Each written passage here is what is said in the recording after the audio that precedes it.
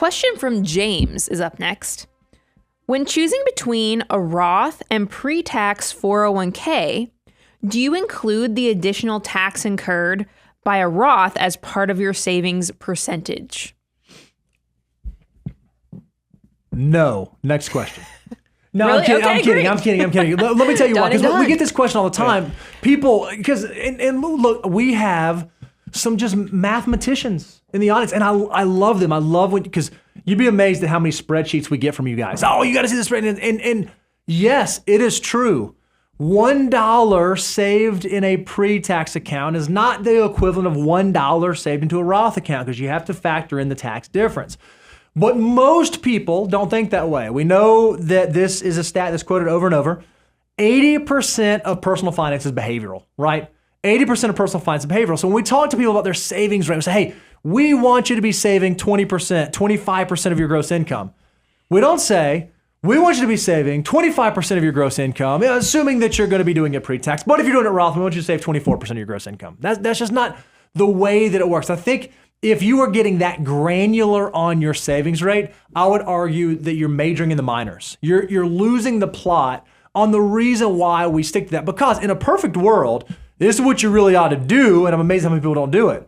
If you're going to opt to do the pre-tax contribution and you're going to take that savings rate and you're going to put it pre-tax, you're going to get that tax savings, you ought to then take that tax savings and go invest that in an after-tax account or go fund a Roth IRA or go do a backdoor Roth so that you truly are saving that additional tax savings. If you start doing the math that way, it makes much more sense. And then you got to make an arbitrage decision on higher tax rate now versus higher tax or lower tax rate later to figure out which one makes the most sense. Again, I think when it comes to accumulation, we so often just get lost in the weeds of it, and maybe it doesn't add a ton of value when it comes to how we're making our financial decisions. I do, but look, I want to say one thing, because this is what I love about the financial order of operations. Holding it up is that when you get to step 7, hyperaccumulation is really the 3-bucket strategy. Yep. It's talking about, hey, are you now not only paying attention to your asset allocation, how your assets are invested, but also your tax location, because we know different accounts behave differently for taxes. Yep. And they also are going to behave differently when you hit retirement. And Bo, you just said something. Look, if you were going to get this nerdy with it, James, that you're thinking about, hey, I'm going to do pre-tax, that's not the same as Roth. You could do after tax also as an opportunity if you want to really want to nerd out on this thing. And here's what I like about after tax. After tax could be invested in traditional stuff like index funds and normal investments, but it also could move into step 8, which is where prepaid future expenses, because this is where you're working on steps 1 through 7, the foundation of get wealthy type behaviors. Mm-hmm. When you get to steps 8 and 9, now you can actually do some wealthy stuff. Maybe this is where you delve into real estate for the first time. There's all kind of opportunities.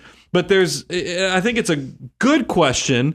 It's a financial mutant type question. And I would invite you to hold the mirror up and figure out what is the best thing for you to do from a tax standpoint, but then challenge yourself. Hey, look, if I'm this much of a financial mutant that I'm getting so into the weeds on it, that I'm thinking about tax rates on every dollar that goes in, let's go ahead and maximize and take that tax savings and also put it to work in an after-tax account, because you're actually doing all the things we talk about with step 7 of the financial order of operations. And assuming you're at 25% of your gross income, like a financial mutant probably is, you are doing the stuff we nerd out on, and I love it. So congratulations, James.